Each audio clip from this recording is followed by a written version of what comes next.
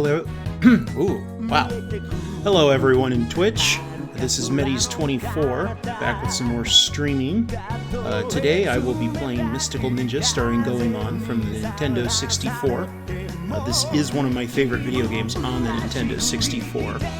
I have not attempted to seriously play this game for a very long time. So I've played through the beginning portions many times, but I've never really just sat down and tried to churn through it.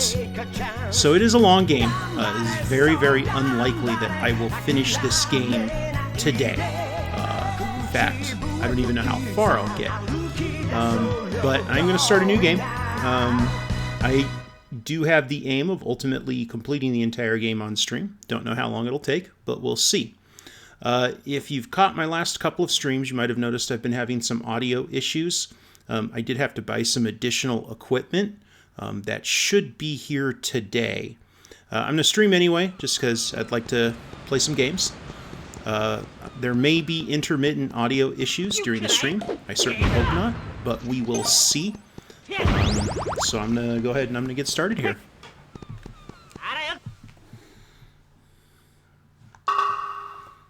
Okay.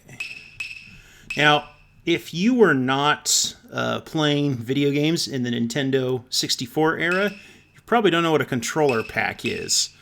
On the Nintendo 64, the memory cards were called controller packs. The memory cards are what you use to save your game. And you actually took that memory card and you plugged it into the back of your controller. Nintendo's whole idea with that was, okay, well, you could save like character stats and custom characters and things like that, and you'd bring that controller pack with you, and then if you were at a friend's house playing couch co-op with them, you'd just plug that controller pack in. Now, in practice, there weren't a whole lot of games that really made use of that or leveraged that in that way. I mean, for the most part, controller pack was just a memory card, just like on the PlayStation 1. So this is a cool idea. It was interesting.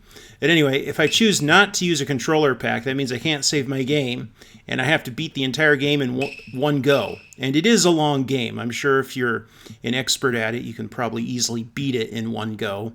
But I like the game a lot. I'm by no means an expert in it. I've never collected all the items. I've never tried to speed run it. And I just kind of want to play the game and enjoy the atmosphere of the game and things like that. So we're just going to use a controller pack. All right.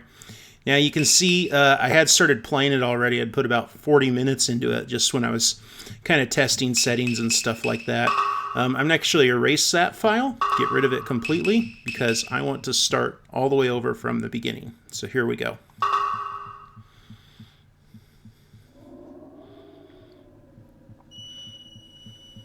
Normally I skip through cutscenes and things like that, but we're just gonna enjoy the ambiance of this very strange but amusing video game.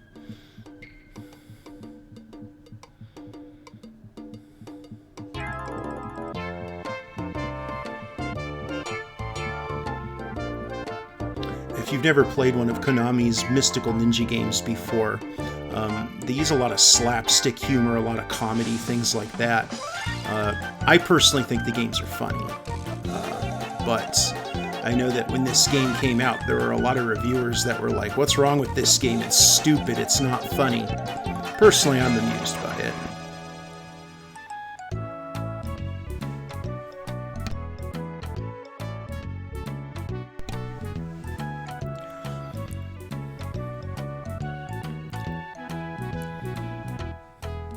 I am a little worried here that some of this humor might be dated. I don't know. I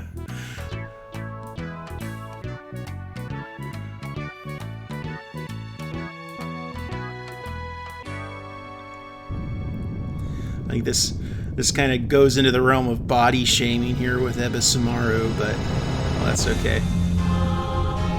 And for any of you out there in the Twitchverse that are better at pronouncing Japanese names than me, feel free to correct me, laugh at me, whatever you do. I will try my best. I don't always get it right. I actually took a semester of Japanese in college, and it was extremely fascinating. but I wasn't going to do anything with it, so I never really pursued it. I'm glad I took the class, just, you know, to be exposed to more than just anime and video games when it comes to Japanese culture. But I'm also talking about a class I took like 15 years ago, so the amount of stuff I remember from it's not very high. Now, I'd like to point out that Mystical Ninja takes place in a feudal Japan setting, and these people have a spaceship with a view screen. I always enjoy anachronism. Yeah, I always enjoy those.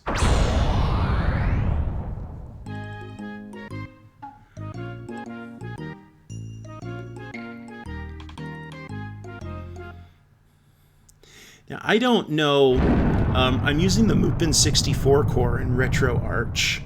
I don't know how many tweaks they have done, but I can definitely say the game is sharper on RetroArch than I've been able to get it when I've tried to set up an N64 emulator on my own.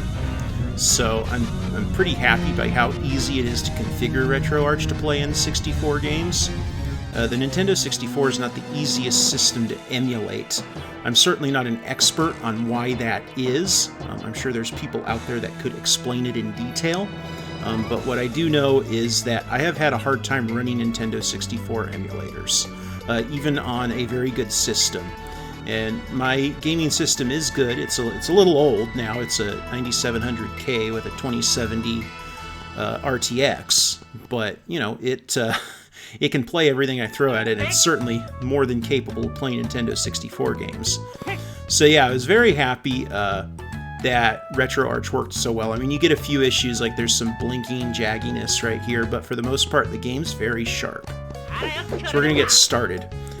Mapping a Nintendo 64 controller to a not Nintendo 64 controller is a little awkward. So you may see some odd technical glitches where I do things strangely or I don't move very well. I am using a 8-bit Do SN30 Pro. That is a wired USB controller. It's a great controller. It's shaped like a Super Nintendo controller, but it does include the analog joysticks.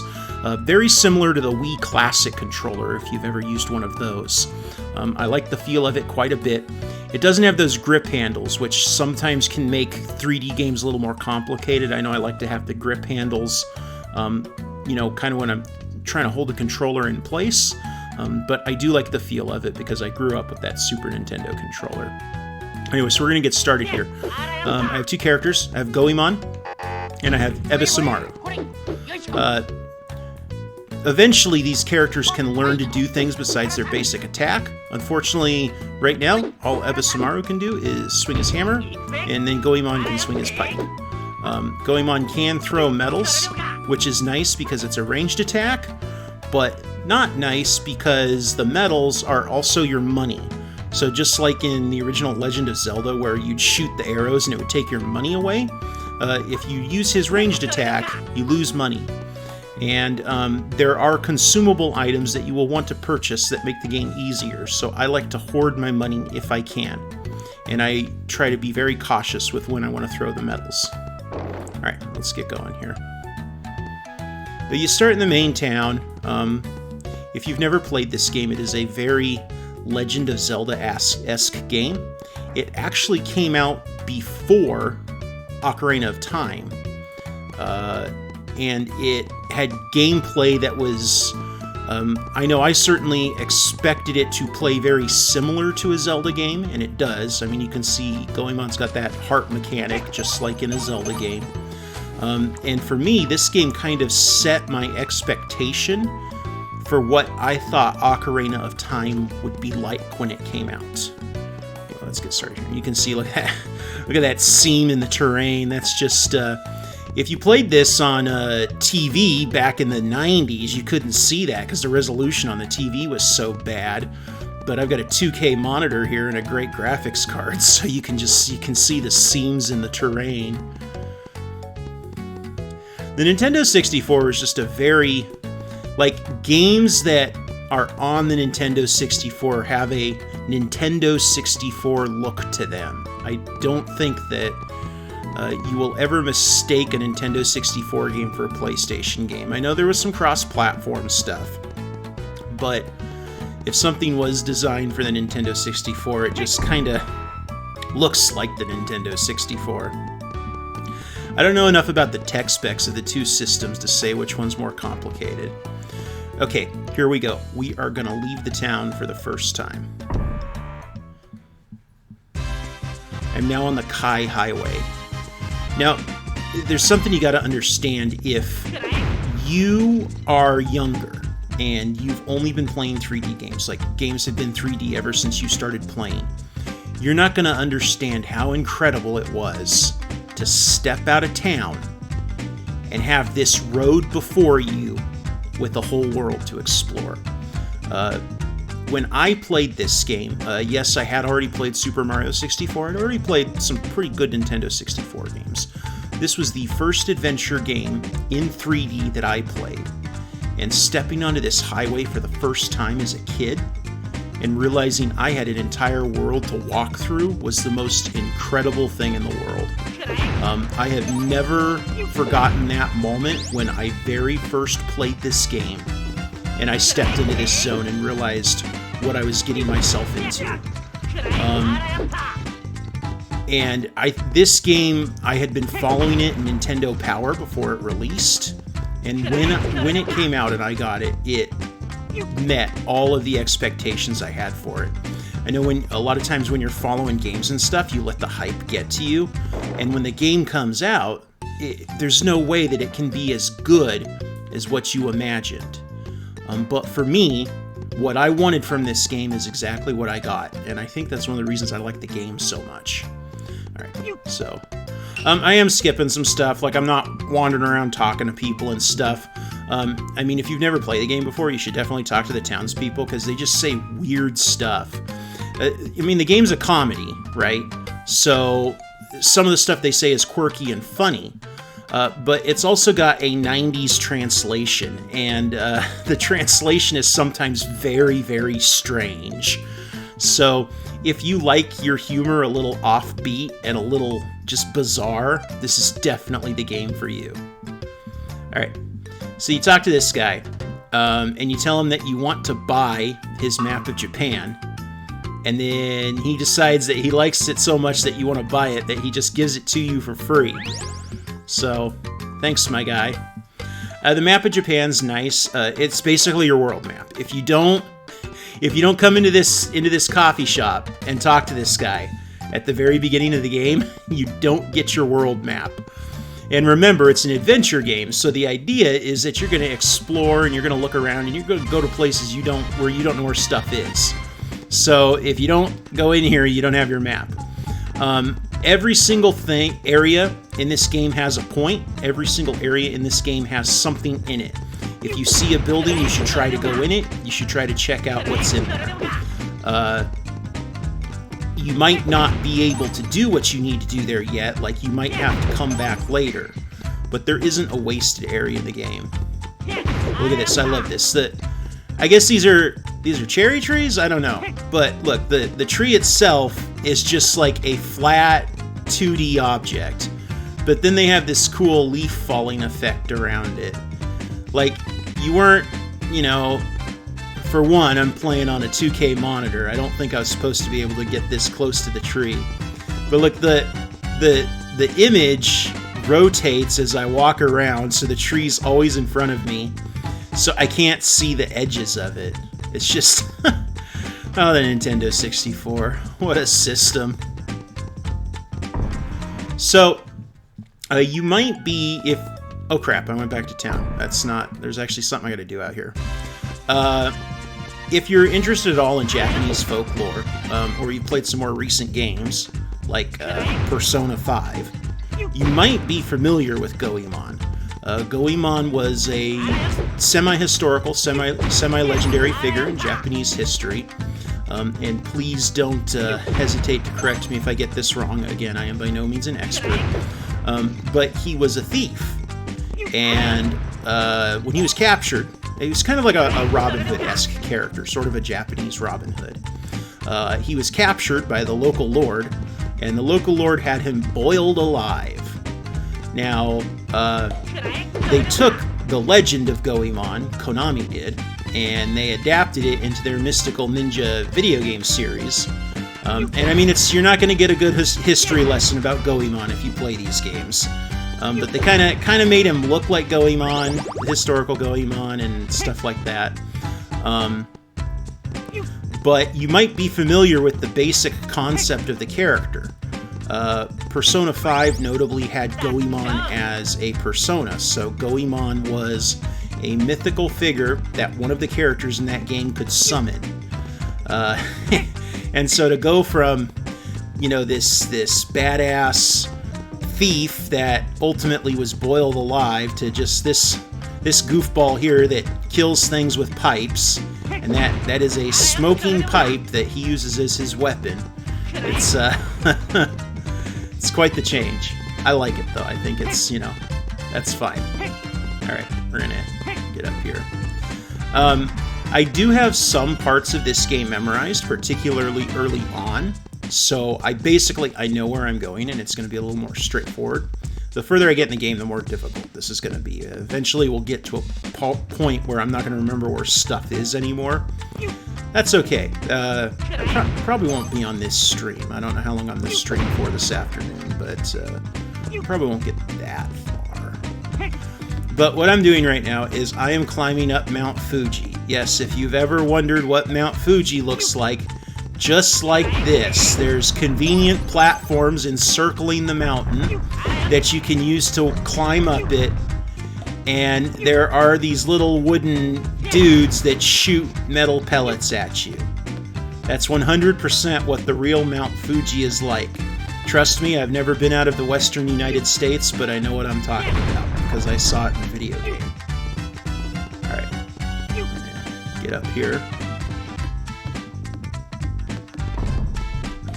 Now, when I was a kid, these platforms and stuff just really, really made my life difficult, but... And I love some of the enemies and stuff in this game. Like, yeah, that's a giant slinky spring thing, and that's the enemy. And you can't actually hurt these things, you just kind of have to be careful that they don't land on you. If you position yourself just right, they'll spring over you, and you won't take damage. I screwed up on that first one, and he ended up damaging me. But you can kind of, yeah. Now we're going up here because a famous pipe maker is up here, and he's going to give me another weapon for Goemon. And I need that weapon to get into the first dungeon, so that's why we're going up here. Now, most of the Goemon games were never localized here, and of the ones that were, I really only played the two on Nintendo 64. There's one on the Super Nintendo that I didn't play very much, and there's one on the Game Boy that I have never played. But the downside to that is a lot of the dialogue in the game references a continued body of lore that they've built up. Now, they're comedy games, so you don't have to be a lore expert to understand what's going on. But, like, you'll talk to people, and, like, they'll talk about someone as if you should know exactly who they are. And I'll be like, I don't know who that is. But if you had played some of the other games that came out, you'd probably know. So, it's not a big deal. Like, I think this was the first Goemon game I played, and I didn't have a problem with it not knowing anything about any of the characters. But it's definitely... It kind of adds to the weirdness of the game, to be honest with you, because you don't know who any of these people are, and they all talk about each other like they know each other very well, and it's... Oh, this game has no fall damage. Look at that. Look how far I jumped down. I love that. Most games have fall damage because it's more realistic or whatever. No fall damage in this game. If you ever climb up something really high, and you actually do have to do that a lot in this game. There's lots of situations where you have to climb, like, mountains and buildings and shrines and things. when you want to get down, when you're done, you can just jump from the highest platform, fall all the way to the ground. You will not take fall damage. Like, I really wish more games incorporated something like that, just so you could do weird, crazy stuff. But I love the fact that this game doesn't take itself too seriously, like it just embraces the fact that it's weird. There's too many games, I think, that either take themselves too seriously or try to be funny but aren't. And this game, like, yeah, it does try to be funny. Like, there's weird slapstick stuff in here.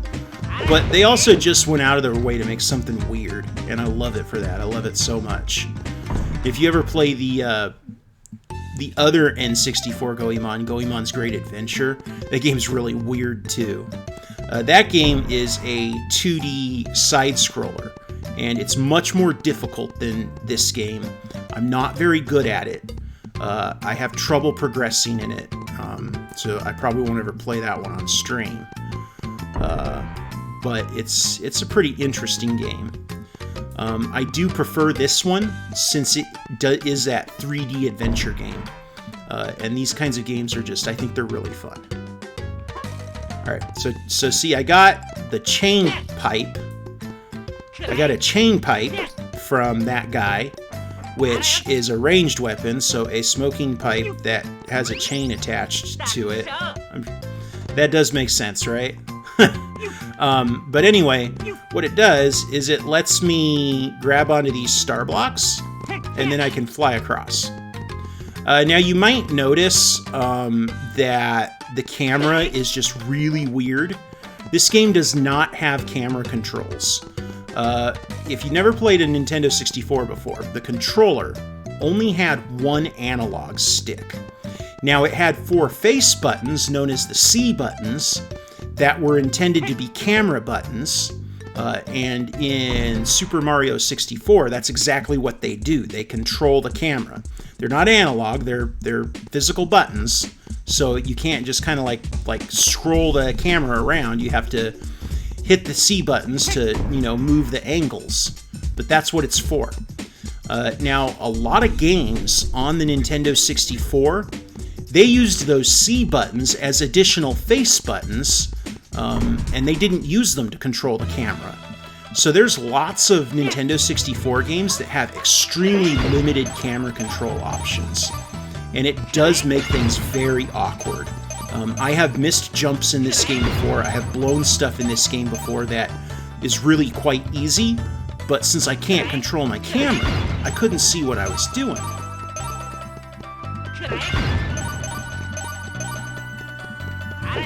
But the C buttons do things like switch your character, switch your weapons, stuff like that.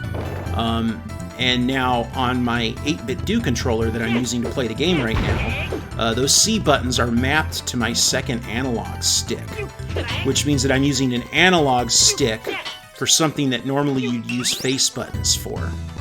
And it's really, sometimes it's really awkward. When I go to fight a couple of the bosses later and there's some stuff I have to do with that you normally would do with the C buttons and are very easy, it's harder to execute with the analog stick. So I might struggle in a couple areas, but hey, that's okay. If you're familiar with the Middies24 Twitch channel, then you're familiar with watching me screw up and do stupid stuff that you guys all see coming from a mile away, and then I just do it anyway. So it's all good. All good. Alright. So, but, I mean, as you're watching it, you can really see the game is just so much like Legend of Zelda. You fight enemies, you clear rooms, you get keys. In fact, it is so much like Legend of Zelda that when I was a kid, I actually liked this game more than Ocarina of Time. Ocarina of Time kind of tried to modernize and update the formula. So there's some things in there in that game that are very different from the Nintendo and Super Nintendo Zeldas. But if I was to take the original Legend of Zelda and say, okay, we are now making this kind of game, but it's in 3D. The gameplay would probably end up pretty close to what this game is. You know, when you see things like clearing rooms and gosh, okay. See, I need to get over there. Like clearing rooms to unlocking, getting keys and stuff like that. It's just very, very similar. Oh, you know what? Oops. My aim's not too good. There we go. It's very similar to what the original Legend of Zelda was like. Okay, see these dolls over here? You might have noticed me picking these up. Oh crap, I screwed up. I found a, yeah. I found a couple already. Every 4 dolls you collect, you gain a life. You gain an additional heart on your health bar. Unlike in Legend of Zelda, where you can find a heart container when you defeat a dungeon, the only way to increase your health is to find the dolls. Now, there are some gold dolls that you only have to find one to get a health bar. You can find some of those later on. But the only way to increase your health bar is to find these optional items, which further encourages exploration. I have never sat down and just said, okay, I'm going to find every single one of these. Some of them are hidden quite well. But yeah, you can find enough to bump up your health, so that's good. But if you want to increase your health, those dolls are what you have to find. And as you get further in the game, the enemies get more challenging. It becomes a lot harder to dodge things, and you're definitely going to want to think about getting those health bars. Now, I can go to town, and I can buy armor, and the armor will help protect me. But that armor doesn't last forever, so it's a consumable resource. I usually have to do that to compensate for the fact that I can't find all the health bars. But if you know what you're doing, you're a better player than I am, you could probably just never buy any items in the game and be perfectly fine. And then, oops, I have to go... I think I have to go in here and get something first, and then I have to go back behind me before I can get... Oh no, this is just a kind of a health room. Yeah. It can be pretty easy to farm money, because like you'll find these pots, and when you break the pots, you always get a bunch of money. But some of the items in the late game are extremely expensive as well, so if you use all your money up, like if you just keep throwing those medals and you don't hit anything, then it can be, you might actually have to sit around and think about grinding to get money. And when I was a kid, I did that. As an adult, I usually just YOLO it instead.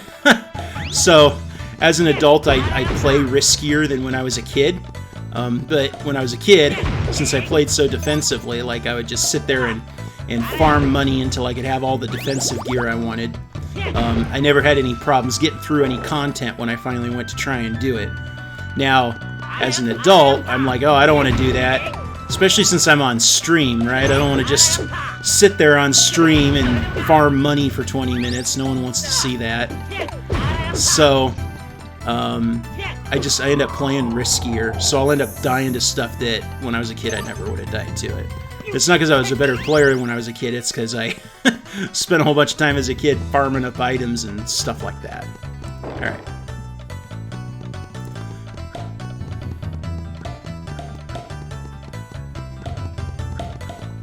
So I'm actually getting pretty close to being done with this first dungeon here.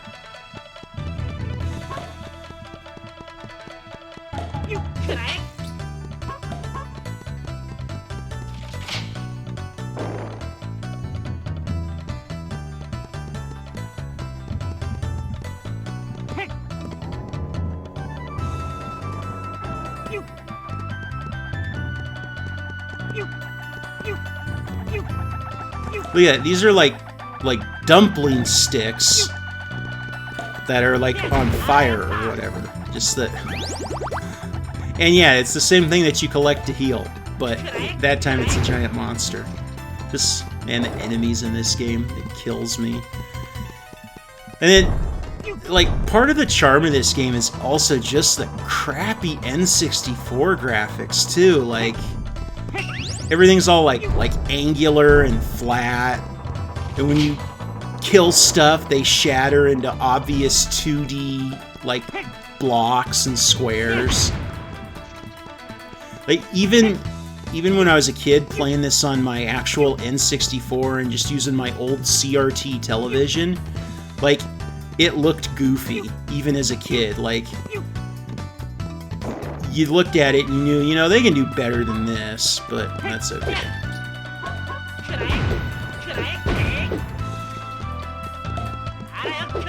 And, I mean, you know, these games came out in the late 90s. I think this game was like 97 or 98, something like that. But, you know, in the early 90s, as a kid, I was already playing stuff like Wolfenstein and Doom on my PC. And, I mean, it's different, you know, it's not this big open 3D world for you to explore. They're just mazes. But, like, the visuals weren't goofy like that. And, I mean, a PC from 1990 was definitely inferior to the N64. Or at least any PC that I was able to touch. I'm sure they had Did I get what I needed in here? I hope so. I was talking and not paying attention. So here we go. Alright, let's swing around here. Gotta get to the other side. Now, I will say I'm much better at hitting star blocks now. When I was a kid, I would blow those star blocks every single time. Like, I could not do it. So, it's validating as an adult to actually be able to chase the star blocks around. Although part of that might be the fact that the 8-bit Do controller is way more comfortable than a Nintendo 64 controller. Nintendo did this, like, super weird 3-pronged design on the N64 controller. And, like, you were supposed to be able to hold it in a different grip style depending on what kind of game you were playing. But in practice, no one ever used the D-pad on the N64. There were very, very few games that used it, or that you would need to use it for. And, I never played a game that was intended to be held in the left grip style. So there was a left grip style where you would hold the controller with the left handle and the center handle, and that would face your hand over the analog stick and the D-pad. And it was an intended optional control style on the controller. And I don't think I ever played a game that actually used it. I don't even know if a game came out that actually used it. Normally you would hold the middle handle and the right handle, because that's where all the face buttons were. Your A button, your B button, and your C buttons. But, alright, so here we go. Like this, when you read the dialogue, Goemon will say something that's supposed to be funny, or some character will say something that's supposed to be funny, and then it'll play canned laughter. And what I like about that is a lot of times what they say, like, it isn't funny at all. And I don't know if it's intended to be that way, or if it's just like a design flaw, or like, you know, a translation issue. But anytime that canned laughter gets played, whatever the dialogue is never funny. It's always something stupid. And then you hear canned laughter, and it's just ridiculous.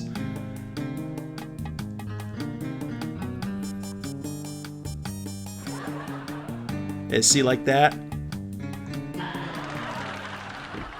Yeah, and then the fake audience clapping, too. It's just, this game. Oh, man. Alright, so I'm going to grab my... Is that number 4? It is. That's good. Just before the boss, too. Wonderful. I've beaten the boss plenty of times without actually increasing my health, so it's not a big deal, but yeah. Okay, here we go.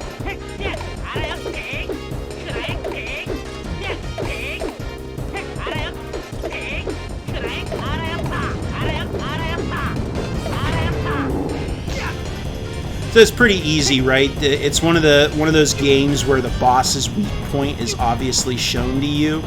This guy's got a big old I guess it's supposed to be a jewel, but basically it's just like a flat red spot. That's his weakness. The hitboxes are extremely generous. Like you can see, I'm nowhere near that thing, and I'm still hitting it. So you just swing at him until you have to hit him enough times for part of him to explode. And when that happens, he shoots these energy bars out. You just dodge him. It's very easy. When he's not using the energy bars, he can shoot fire at you. The fire's pretty easy to dodge. I never worry about actually taking a hit because he can't... It's so easy to dodge him that even if you take a few hits, like, oh, okay, well, you just focus on dodging after that, it's fine. So, yeah, it's not a... This guy is very easy. Some of the bosses do get more difficult later on, but it's not a hard game. And I'm sure that's one of the other reasons I liked it as a kid, because I'm not the best game player there is. So when the games were a little easier, it usually worked out for me.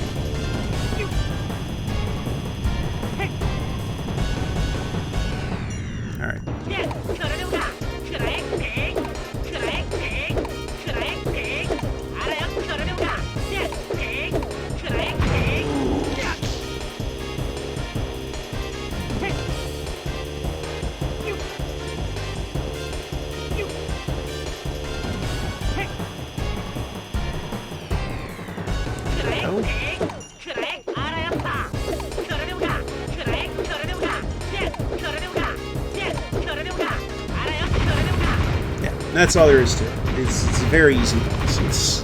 He will not give you difficulties at all.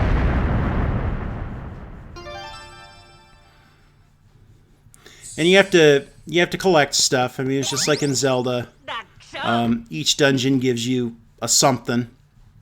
And once you've beaten all the dungeons and collected the something from each dungeon, you're ready to go. There are 4 dungeons in the game, so it's not the longest game in the world. Again, I think the main appeal of the game was the exploration aspect versus the content.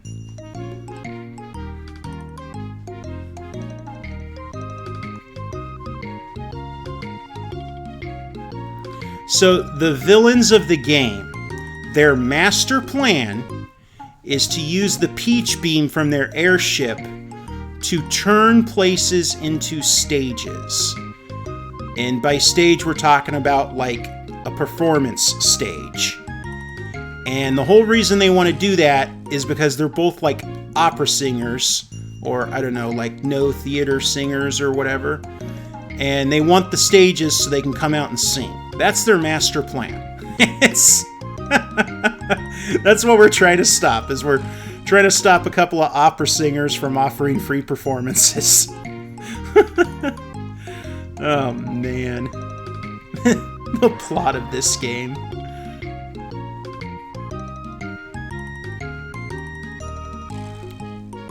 So this Princess Yuki here, I guess she's like Goemon's on-again, off-again girlfriend or something? I don't know.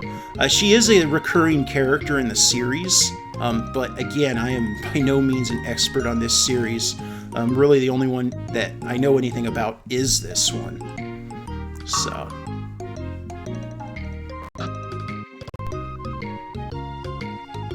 Okay, there go my sound issues I was worried about. You saw that spam on my screen. So basically, I'm having a power issue with my USB devices, which is why that's happening. I did order a powered USB hub. Once it gets here, and once here, and once, come on. And once it gets here, I'm not going to have these problems anymore. I hope.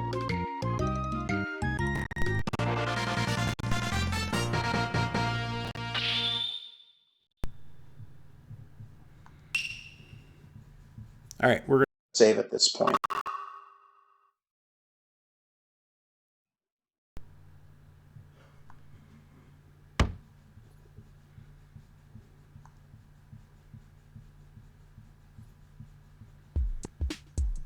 Okay, I'm actually going to call it here. I'm going to call it Episode 1. We beat the first dungeon. I was mainly interested in if a couple of things I changed in my PC configuration would avoid me having sound issues, but as we can see, they are not. So I'm going to call it here. Wait for my equipment to come in before I really stream again. If you stopped by, caught me playing Goemon, thank you so much. I definitely plan to continue playing the game. I'm going to raid over too. So you guys have a great one.